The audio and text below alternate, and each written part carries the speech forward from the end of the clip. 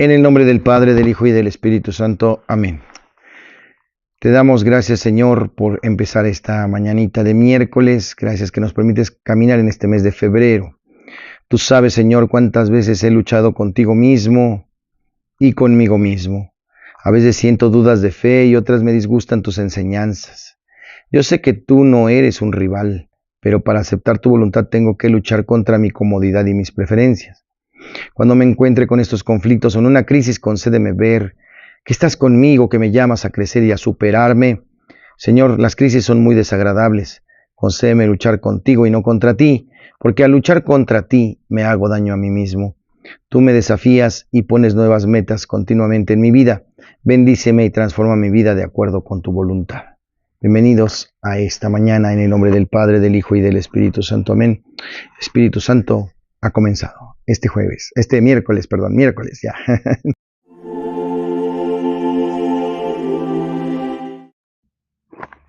Lectura del Santo Evangelio según San Marcos, capítulo 8, versículos 22 al 26. En aquel tiempo Jesús y sus discípulos llegaron a Betsaida y enseguida le llevaron a Jesús un ciego y le pedían que lo tocara. Tomándolo de la mano, Jesús lo sacó del pueblo, le puso saliva en los ojos, le impuso las manos y le preguntó: ¿ves algo? El ciego, empezando a ver, le dijo: veo a la gente como si fueran árboles que caminan. Jesús le volvió a imponer las manos en los ojos y el hombre comenzó a ver perfectamente bien. Estaba curado y veía todo con claridad. Jesús lo mandó a su casa diciéndole: vete a tu casa y si pasas por el pueblo, no se lo digas a nadie. Palabra del Señor. Fíjense ustedes que este evangelio que hoy nos acompaña no sugiere la insistencia. Ya sabemos que el Señor nos repara, pero hace falta perseverar en Él. ¿Quién de nosotros en un encuentro, en un movimiento, en un retiro, en una misa u hora santa sentimos un llamado a la conversión muy fuerte? O desafortunadamente pensamos que solo con eso era lo suficiente. Ya viví mi encuentro, ya viví mi retiro, pero no perseveré.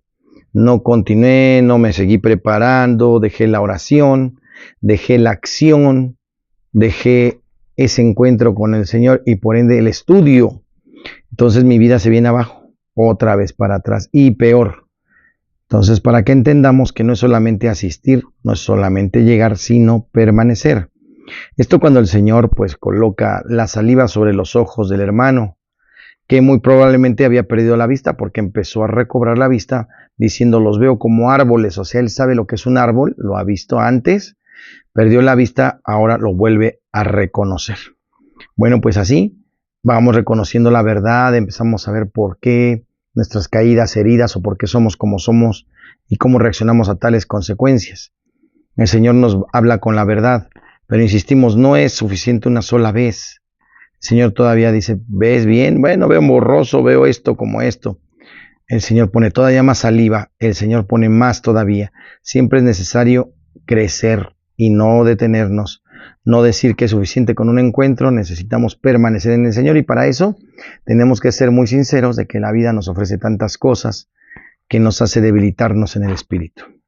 Entonces, un buen católico, un católico que se precie de serlo realmente, debe vivir por lo menos un retiro al año, por lo menos. O perseverar en algún movimiento, servir en él con sinceridad. Aprovechamos en este aviso, como buena onda más adelante, que va a nacer el pueblo en marcha. Si tú ya lo has escuchado, lo conoces prontamente. Terminando la Semana Santa, incluso tendremos aquí en Santa Lucía, pueblo en marcha. Prepárense y los que quieran participar sirviendo, acérquense con nosotros. En el Evangelio de hoy.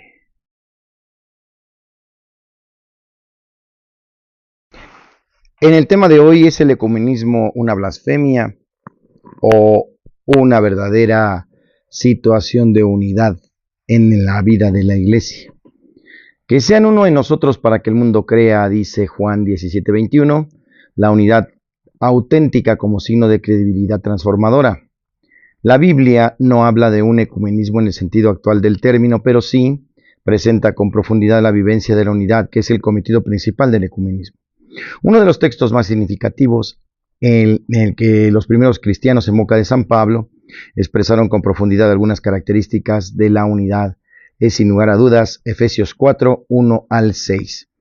No es posible ser cristiano sin el deseo auténtico y el compromiso generoso por vivir en la unidad. La unidad de unos para la reconciliación de todos. San Pablo, después de recordar a los efesios que Dios quiere la reconciliación entre judíos y gentiles, propone la unidad como una característica que no debe fallar en la vida cristiana. Dios quiere la reconciliación de todos. Para esto es indispensable una comunidad que la viva con autenticidad y la proponga con transparencia. Esta unidad a la que son invitados los efesios es mucho más que un comportamiento ordinario, es un modo permanente de ir caminando por la vida. Lo que se recomienda sobre la unidad es algo que no debería faltarle a cualquier persona que quiera llevar dignamente el nombre de cristiano. Para persuadir esto, se indican algunas de las exigencias con las que se debe de construir siempre la dignidad. La unidad se construye con el pasaje de Efesios que tenemos como punto de referencia, que dice con toda humildad, en el versículo 2. La humildad no significa hacerse o sentirse menos que otros. Esta actitud, lejos de promover la unidad, cae en la subordinación denigrante.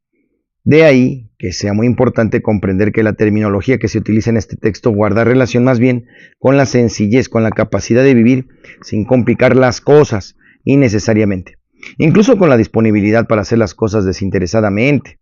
Y es que la unidad solo se construye cuando la disponibilidad y la sencillez son generosas. El texto refiere, en segundo lugar, a que la unidad debe construirse con mansedumbre. Aunque este término se relaciona en nuestra lengua con lo manso, debemos precisar, debido a ciertos malos entendidos, que hace referencia a la amabilidad, a la educación, incluso a cierto grado de cordialidad. Es decir, de acuerdo a la epístola de los Efesios, solo colabora en la construcción de la unidad aquella persona que es capaz de mantener una relación amable y educada con los demás. Es importante indicar, en orden a entender más el alcance de estos términos, que los dos primeros podrían estar participando de la totalidad que se menciona al comienzo. Es decir, la unidad no se construye poniendo algo de humildad o algo de mansedumbre, sino toda la humildad y toda la mansedumbre. Esto permite entonces señalar la paciencia como consecuencia. No puede haber paciencia o estado de ánimo permanente sin humildad y mansedumbre, y viceversa. No son posibles estas dos últimas sin la convicción permanente de que vale la pena enfrentar las situaciones con suficiente madurez. La unidad se logra gracias a los recursos, exigencias anteriores, a esta carta a los Efesios que San Pablo le agrega algunos modos además o actitudes. Vamos a conocerlas. Primero, sopórtense unos a otros por amor. Efesios 4:2. La unidad se construye gracias a la capacidad de ejercer tolerancia. Y es que todos sin excepción estamos en la misma posibilidad tanto de acertar como de errar en la vida. Sin embargo, para evitar que la tolerancia pierda su razón de ser, Pablo nos deja claro que esta capacidad de soportarse mutuamente debe sustentarse en el amor y tiene que hacerse sin excluir a nadie. No debemos caer en la falacia de pensar que es suficiente la tolerancia para vivir en la unidad. Si esta no está acompañada de amor y de universalidad, es decir, que sea realmente incluyente, se convierte en una indiferencia letal que tarde o temprano produce facturas muy difíciles de subsanar. También dice, poniendo empeño en conservar la unidad del espíritu mediante el vínculo de la paz. Versículo 3. Esta indicación engloba la segunda actitud de la que puede realizarse.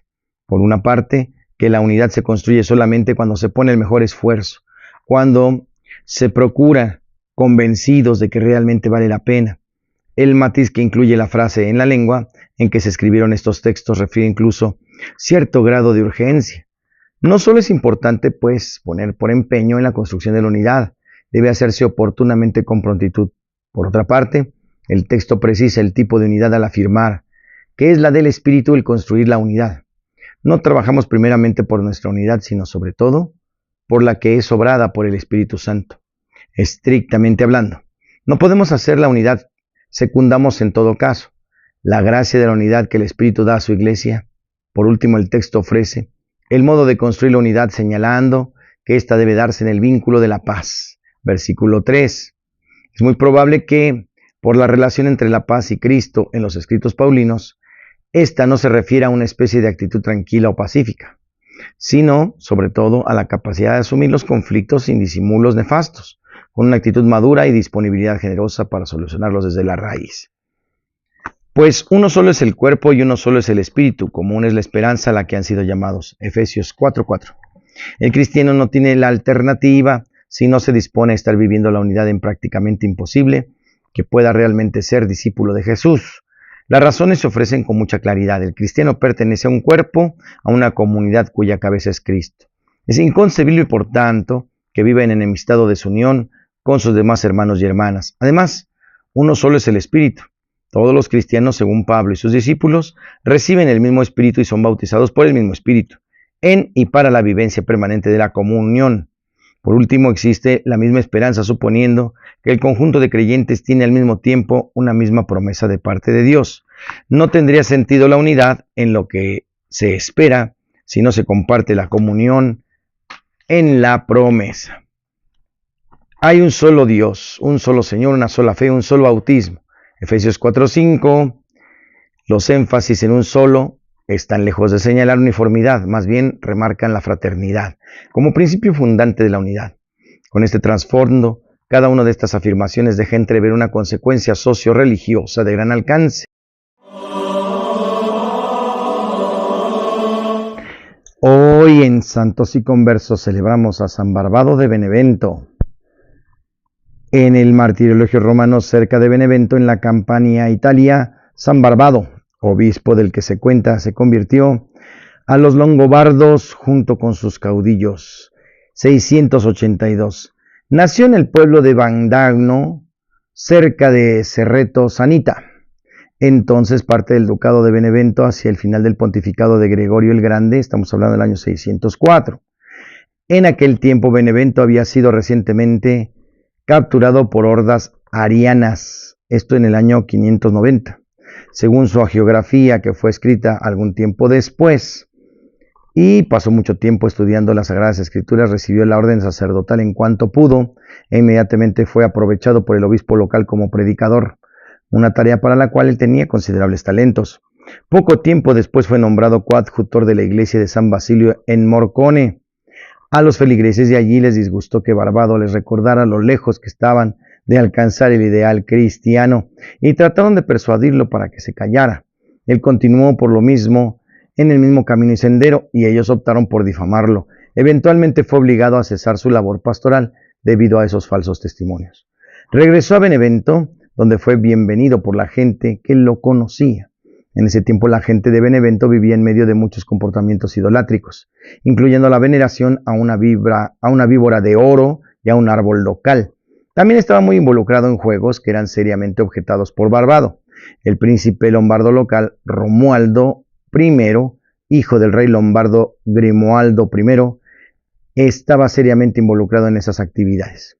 Barbado predicaba regularmente contra ellos, aunque ellos cerraban sus oídos. Anunció a la gente de la ciudad que sería sometida a grandes pruebas a manos del emperador romano Constante II y su ejército.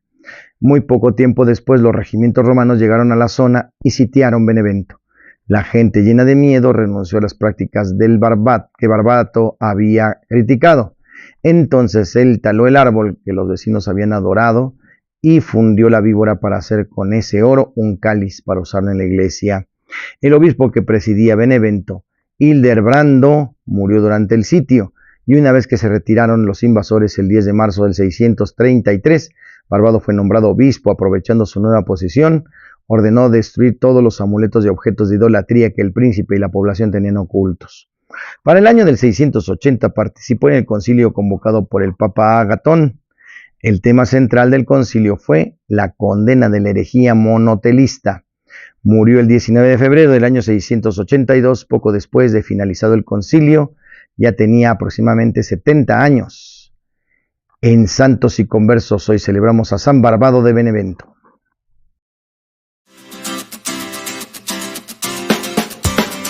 A cargo de Verónica Sanfilippo, la rola de hoy se llama Sopla. Sopla.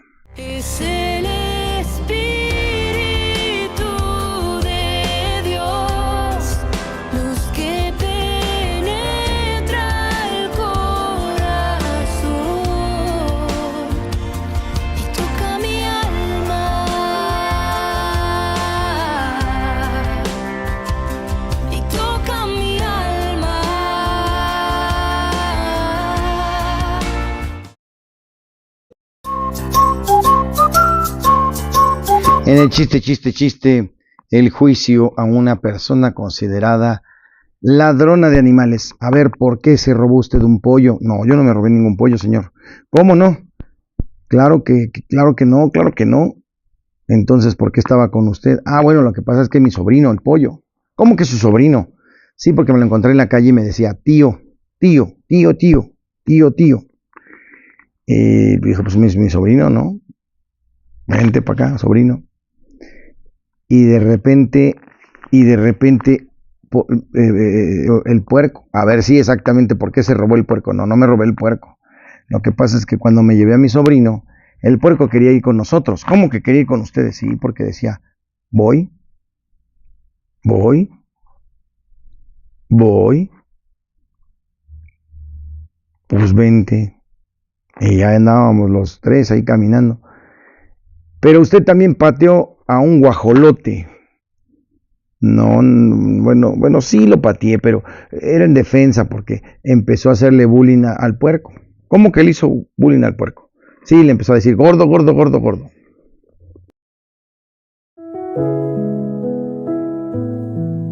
En Curiosidades de la Iglesia Católica, las mentiras se pagan caras. Imagínate la ira de Jacob cuando se da cuenta de que Labán lo ha engañado. Génesis 29-25. Pero Jacob está trabajando con su tío Labán precisamente porque está huyendo de su hermano Esaú, a quien estafó hace algunos años. Su mentira se vuelve contra él. Ahora él es víctima de otra mentira. Nuestras mentiras, habladurías contra otros y la manipulación de los demás de alguna manera, tarde o temprano se vuelven contra nosotros. ¿Con qué frecuencia decimos mentiras?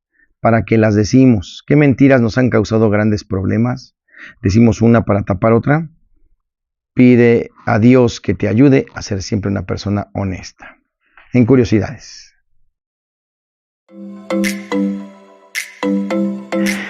Así terminamos este video de este hermoso miércoles que Dios nos ha regalado. Vamos a pedirle al Señor que nos dé la capacidad de responder y de dar fruto, como dijimos hace un momento, en el tema de la Biblia de hoy, el Evangelio de hoy.